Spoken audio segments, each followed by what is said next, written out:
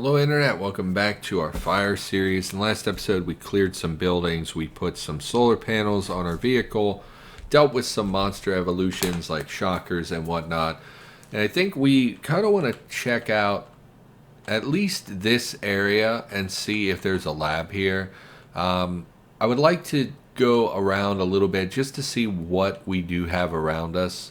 But before we do that, we would want to put a RAM on this. And I just looked, it would require some kits, which we haven't really made. We could make chitin, but it requires a lot of chitin, which we could get pretty easily, but also requires short ropes, which we really don't have. So if we look for plating around our recipe books, hard plating requires lots of lumps of steel and a welder. Not really a concern. Lumps of steel are a little tedious to harvest.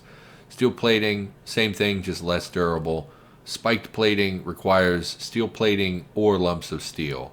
So it would just be this plus more steel. And if we were going to do that, it would take 16 lumps of steel per total, and this would take 24. Presumably the 30, this one is better, I assume. Let's harvest a bunch of lumps. We have, why did we bring this stuff in here? I don't need any of this junk. Let's, well, I guess we want to do it where the recipe books are. So it's 45 minutes. So this is going to be a long process. A long, slow, miserable process. Go ahead. Steel frame, yes. Oh, I don't really have anything to talk about either. I mean, unfortunately, it's one of those things where I don't do that much in my day-to-day life. So I don't have a lot to talk about most of the time. My neighbor passed away, which is unfortunate. He was, I think, about 86. He was an old man. He had lived next to me pretty much my entire life. And he was an old grouch and gave us a lot of trouble over the years. But at the end of the day, death is usually a tragedy. And it's always a shame when someone passes away, most of the time. You know, barring like Hitler or something. Most people who die, it's sad, you know. He had a family. He had grandkids. He had great grandkids. So it's sad to see someone pass away. So hard plating is in the DIY compendium. We are going to want to go outside to where we can use our vehicle welder. So let's go ahead and haul. There's really no reason for most of this stuff to be inside. I think we brought it in for the strings and things, but I don't think we need that so much. So let's go over here to where our welder is. And we have additional frames as well, so we can butcher some more frames. Steel frame, yes. So he passed away. And it's interesting because I just made a joke about him in my Isaac series. I made a joke that I had, oh, it's so dumb to say out loud, but I made a joke that I had sneezed during urination and that it had blown through, the PSI changed, and it had blown through the side of my house and hit my neighbor. Then he passed, like, 2 days later. And it's interesting. Obviously, I didn't do it, and obviously, I had nothing to do with it. But it's weird because I never often thought of the man. He would complain sometimes to us, but like, he wasn't like a super bad guy or anything.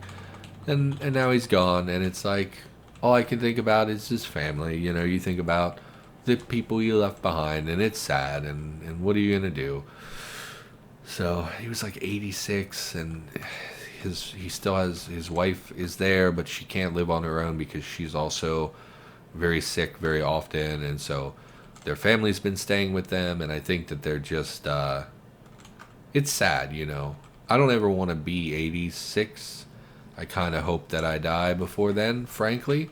I know that that's such like a young person thing to say, like I'm never going to be old, but like the only thing I have in my life that I value is my brain, and if I start to get like dementia or anything, I don't want to be alive anymore. I would rather kill myself, frankly. And I know, again, that's something that young people say all the time, like I'm never going to be old man, I'm just going to be young and spry for the rest of my life, I'm never going to die. It's like, yeah, but you are though, and at some point, you're going to be older, and you're going to have to live with it. But in my head, I'm like, I'd rather just die. Like, why go through, like I think so. Like Breaking Bad, right? So spoiler alert. Walter White has cancer, which I'm pretty sure you find out in the first episode. So don't hate me. It's not a big spoiler or anything. Let's make a cake. Let's treat ourselves. They last for 4 days. They used to last forever. I did go in and change that so that they now spoil, because cakes should not last forever. 12 portions in 4 days. I don't know if we're going to eat all this because it can't be good for you. We'll eat some cake. Give me some chicken noodle soup. Why not? There you go. We'll have a drink as well. And like, he has cancer. And in the show, at some point, he's like, I really don't want treatment. I kind of just want to die. And that's exactly how I feel. Like, I would not want to go through chemo. Like, maybe if I found out today I had cancer, I would do it because I'm 31 and there's still a lot of life I could have. But if I'm like 60 and someone's like, yeah, you've been diagnosed with, Alzheimer's or hey, your Parkinson's, something, really terrible. And I'm not saying that people with those disorders should die because they can't bring value to society. Of course they can. That's not at all what I'm trying to say. I'm just saying that if I personally were in that circumstance, I've been through too much in my life and I don't want to go through another horrible experience. And so if I was like 60 and they were like, yeah, you have cancer, and like I see Alex Trebek on TV, the man is dying of pancreatic cancer, and it breaks my heart that we're basically watching him die. And it's like, I would just end it. I think I would just be done with it. I would talk to my family and make my goodbyes, and I'm sure they would protest. But at the end of the day, that's a decision that I would make. And I think I would just kill myself, frankly, to be done. This is dark. Let's not talk about this. I mean, I always have dark things to talk about. I don't have happy things happen to me, Internet. My life is like one big F after another. It's just one bad thing after another. We use the canned chicken and the Italian seasoning and some water. Like last night, also, this is also a terrible thing. I was driving for my job, as I do every night. So I put out the fire and go to bed. And I was just driving, and I started thinking about my grandfather going to prison. And it's like, he's done nothing wrong, right? There's no crime or anything. There's no investigation. But I got in my head what it would be like for him. He's 73, 74, to go and be incarcerated. And I don't know why I was thinking about this, but I was. And I was driving and I realized I was having like a panic attack thinking about what he would experience, how hard it would be for him. And I think it's because, so we've talked about this before, I have a hard time relating to people in the real world, real other human beings, because I've been through a lot of really terrible stuff in my life. And it's hard for me to feel like they can relate to me, and it's hard for me to feel like I can relate to them because I've been through so much. And like looking at my life, I went through horrible childhood abuse that messed me up real bad, still pretty messed up from that. And I did eventually get to a place where I was, safe and not in danger at all times, in a much better position. But like, it was hard. And then I had some teenage years where I made a lot of bad decisions and made a lot of mistakes. And then I was incarcerated. And all those things, this is a very brief overview. This is not me telling you everything. And it sounds like I'm just saying these things, but they actually were extremely difficult times for me. And being incarcerated was horrible. And I went through some very terrible stuff where, like, I was attacked and was nearly stabbed, and it was a bad experience. And when I look back at my life, I don't often feel like, oh, I'm a survivor, I made it through.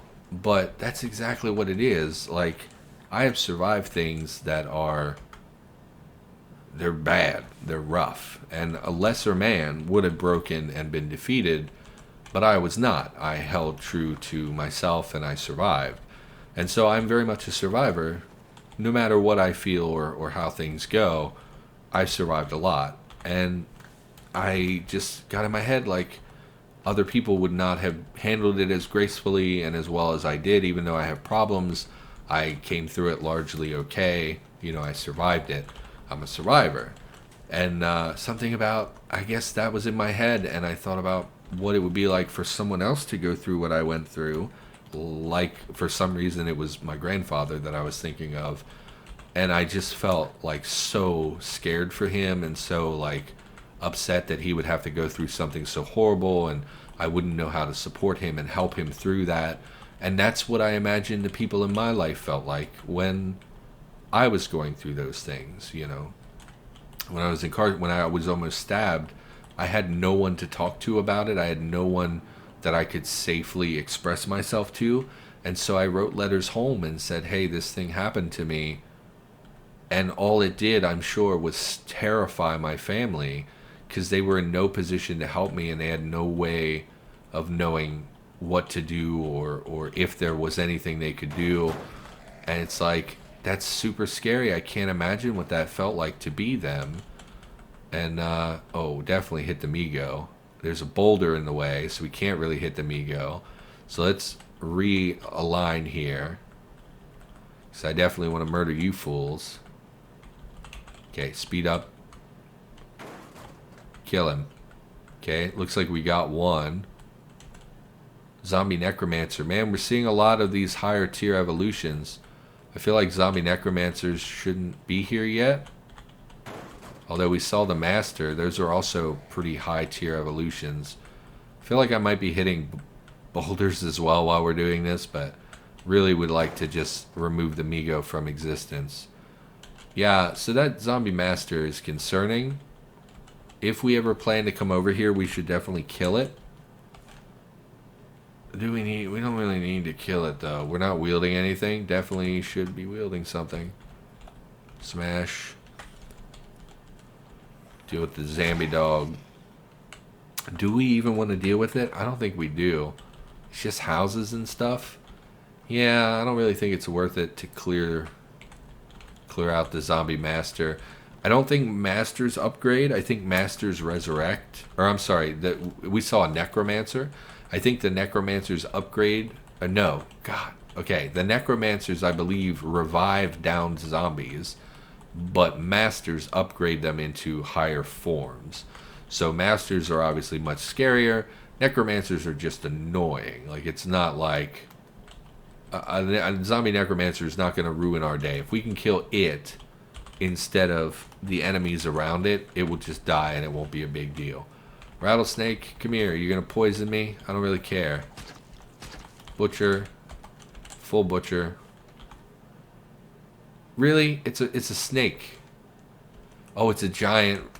It's a mutated animal. Never mind then. Never mind. Forgot mutated animals give mutated meat. Don't really want that. So we're heading over here again just to this where this road ends, because it's either going to be a farm where we might be able to grab ourselves some animals, which again we saw chickens earlier, but I'm not like super into trying to pull the chickens over to our base. But if we found a larger animal like a cow, we would maybe try. Although cows aren't really valuable to us, we could basically, if we got there, we would probably just kill and butcher a bunch of animals. And if it's not a farm, there's a good chance that it's probably a lab. We didn't make a pickaxe. I meant to make a pickaxe before we left. Field campsite. We'll stop by just to see what's going on here. Probably nothing. Stop.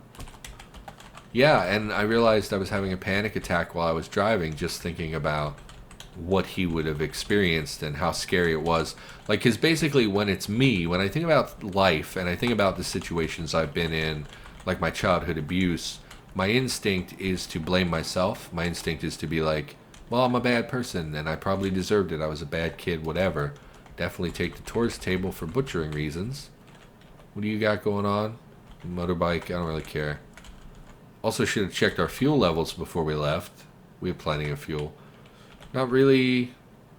Just 2.3 liters of clean water. It's interesting. Let's drop some of this crap. Yeah, okay.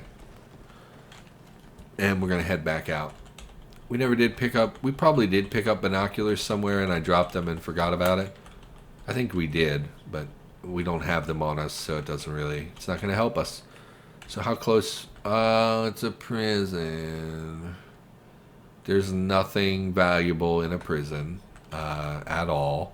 So let's just continue exploring around, give this a wide berth. Really don't want to go up there. There's nothing in there that we want. Oh, flatbed truck probably has a nice engine in it. Let's go ahead and stop here and hop out. We didn't bring any food with us either, so we really don't want to spend all day out here. Quite a lot of zombie cops, looks like. Yeah, not super interested. I do wish I could block vision of them so we wouldn't get interrupted by them. No matter where we go on the vehicle, we're going to be seeing them. Can we pull out? Give me the Fraser. Give me Fraser crane. Activate the crane. Fraser, yes. Great. See if we can pull the engine out of this. What are you? Where's your engine? 2.8 liter V6. 2.8 liter V6. It's the same engine. Should have looked first. Fold the vehicle. Grab the crane. Okay. Get out of here.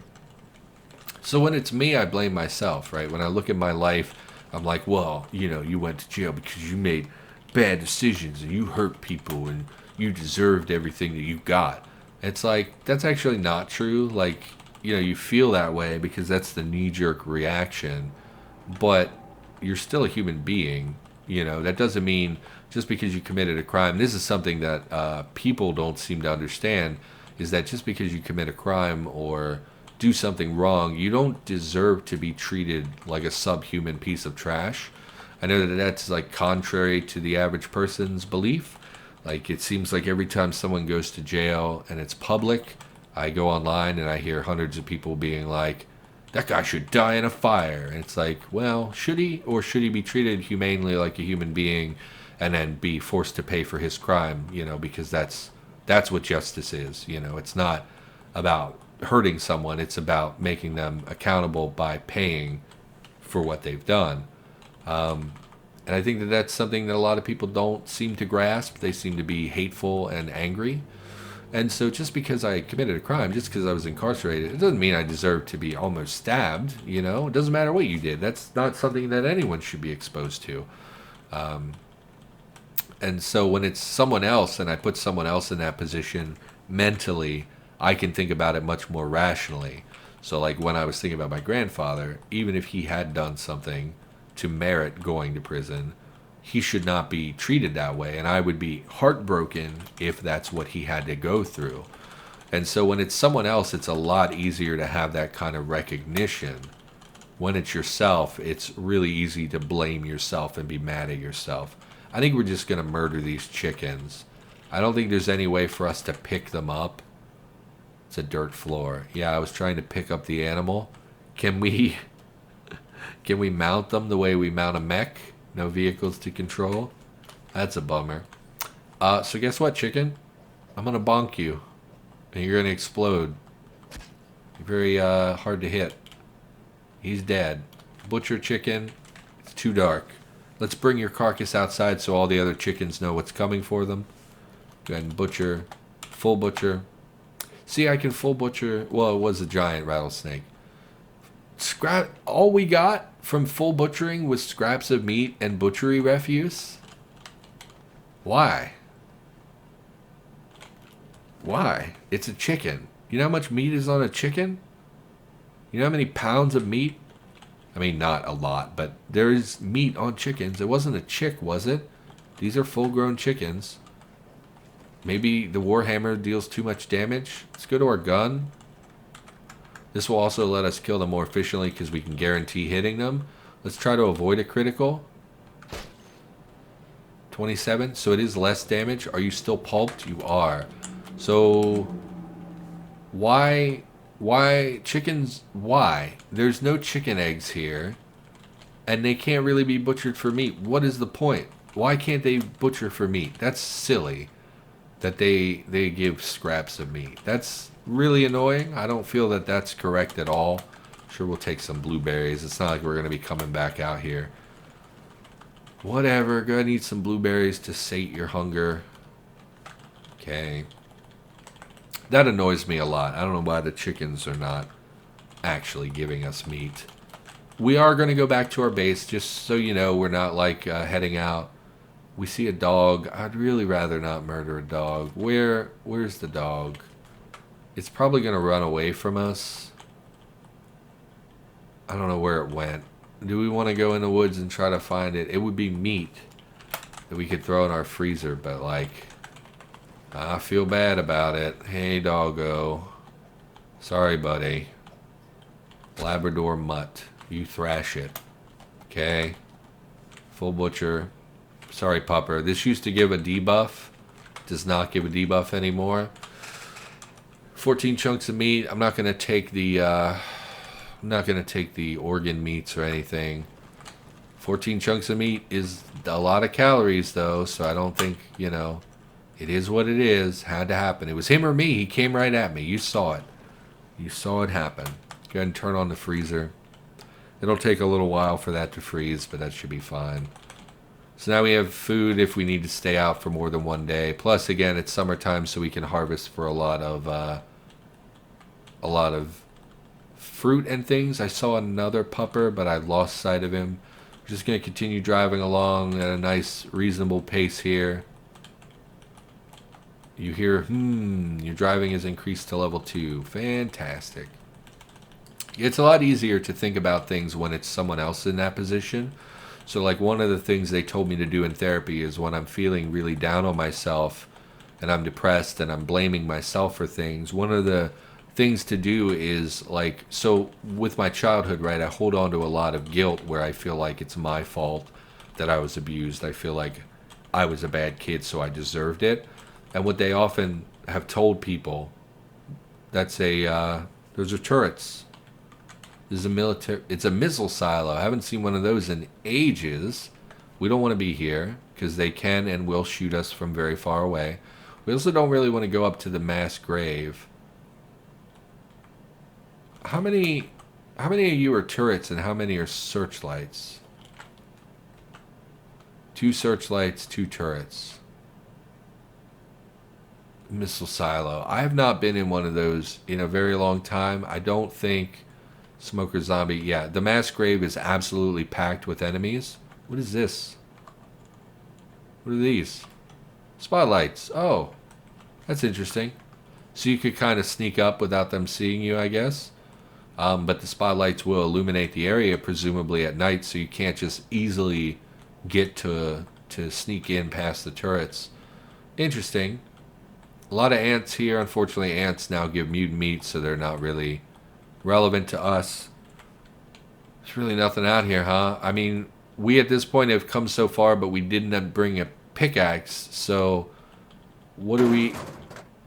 I mean, we can at least look for the future, I guess. This was just supposed to be exploratory, so we don't need to go in it if it's a lab. We can just come check it. If it's a lab, it will give us a lot of grief with all these ants nearby. There's a good chance the ant tunnels include the lab. It is a lab, and unfortunately, even if we got in there, yeah, it could have the anthill in it, and even if it doesn't, the ants being nearby are going to slow down our processes a lot because there are so many ants that need to be processed every turn. I do think we're just going to head back to base. Anyway, one of the techniques they teach us, and they do this with another guy in group as well, so it's not just me, it's obviously like a technique that they use, is to imagine yourself at that age. Like, imagine a child that age that is still your... Oh, don't drive in the searchlights just in case they do other things.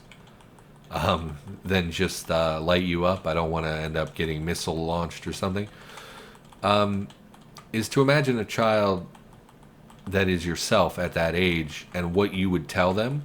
Like, imagine that little 10-year-old me came up to me and said, like, hey, my stepdad beats me with pipes, and it's my fault. I would immediately, like, absolutely not. That's not true. You've done nothing wrong. There's something wrong with him. It's not You know, like the stuff you would tell that kid, basically, because it takes you out of it so that you're not like super close to it where you're saying, well, I'm a bad person, I'm a bad person. And it instead puts you in a position of like, oh, there are ants in our vehicle. Oh, that's a problem. Let's stop because they're going to hit us a lot. Soldier ants are pretty scary, actually. So go ahead and stop driving. Yeah, don't hit my rucksack. They can be pretty dangerous. We do have armor and stuff, so I don't think it's too big of a deal. Where'd their corpses go? Items on the ground. Yeah, you're definitely a mutant, right? You wouldn't give me regular meat. So let's go ahead and just head back. I wondered why it kept saying we were seeing ants. Where's this other dog? Oh, they would all attack us at once if we go over there? I mean, oh, Chihuahua. I mean, it's food, though. We can shoot. Well, we don't have that much ammo. Oh, yeah, but we're going into a lab. We're going to get a lot of ammo. Well, that's down the road. That's not yet. So let's make them hostile. It did start playing the horde music in the background. Okay, any second now, we're going to hit one. They do this stupid thing where they dart away after they come up to you and make an attack. This is just silly how much we're missing. I've never hit a dog with a warhammer, but I gotta imagine I would be able to bludgeon a dog with a warhammer pretty easily. Get out of here. What is the matter with you? God, they're so annoying because they dart back and forth. Oh my God. Oh God, come on. Thank you, Jesus. So let's haul them into a pile. Nice pile of dog corpses, just like Thanksgiving. Full butcher, all of them. Yes, let's stop, because they're also going to be hostile. Stupid Chihuahua. You're tiny, ugly little dogs. I guess we do them as well, although I suspect they won't really have meat on them. Everything, full butcher. Please don't have more Chihuahuas, because I really don't want to constantly be interrupted. Again, it doesn't save your progress on butchering, so. Alrighty. 81 pieces of meat. Great, that should more or less fill our freezer. I guess we'll take the bones. I never use pelts for anything. I don't really need the pelts. Okay. Well, we're now a pretty prolific dog murderer, so that's something. Can't actually see our freezer for some reason. Go ahead and throw the meat in there. Chunks of meat in the freezer. How full are you? We can't see it. How full are you? Mini freezer. 23 of 75. Why is it when I stand here I can't see the tile that's right next to me? Oh, we never replaced this door. Oh, I must have done that in the episode we lost. Putting in an opaque door here. Whatever. You know what? Go ahead and turn on the old aisle lights. Let's make some dinner. Meat. Cooked meat. We'll make 3. Dispose, sure. Oh, we need a workbench in here. Yeah, okay. Eat the meat. A lot of calories. Great. We don't have anything to... Oh, we do have cold water. Or clean water. Go ahead and have a drink. And have a drink. And there we go. Close this up. Turn off the old aisle lights. You know, we probably should call the episode. But anyway, the goal is to take you out of it so you can talk as though it's another person, but still keep you connected to it because it's you, right? So it's an interesting technique, and it certainly helps. If you're someone like me who struggles with depression or anxiety or whatever, and you blame yourself for a lot of stuff, give that a try sometime. Think, like, what would I say if this were a different situation where it's not me talking, it's a child that's saying these things. It's me as a kid. What would I say to comfort them? How would I show them that this is not your fault? This is not, you know. It certainly changes things. Anyway, that's going to do it. Thank you for watching. Hopefully you enjoyed the episode. I'll be back with more Cataclysm, of course, in the near future, and I will see you in the next episode.